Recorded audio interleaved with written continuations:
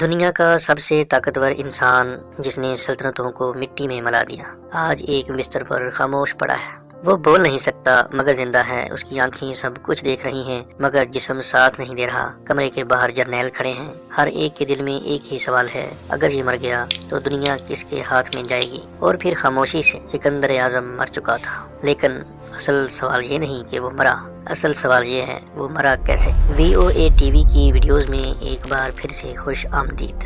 آج ہم تاریخ کے اس سب سے بڑے راز کو کھولنے کی کوشش کریں گے جسے کہا جاتا ہے سکندر اعظم کی پر اسرار موت۔ سکندر اعظم 356 BC میں مقدونیہ میں پیدا ہوا۔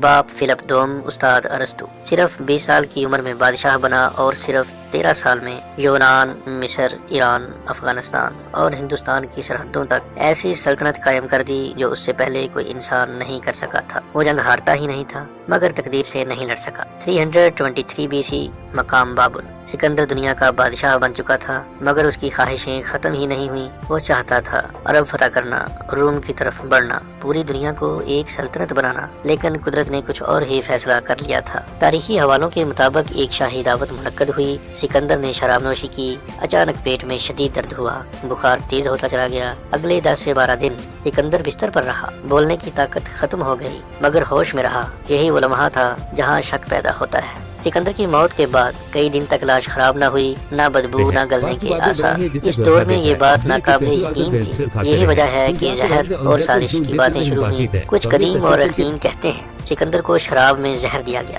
زہر فوراً اثر نہیں کرتا تھا، آہستہ آہستہ جسم کو مفلوج کرتا تھا۔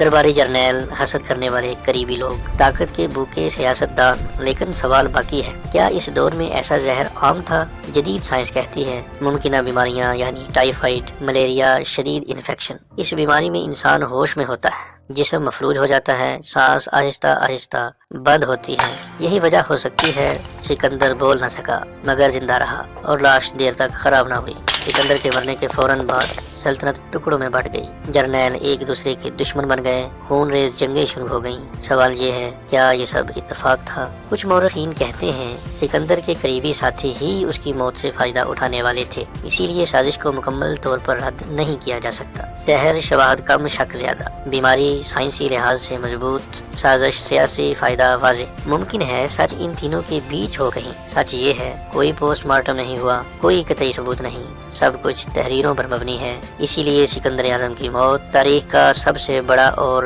پر اسرار راز بن گئی۔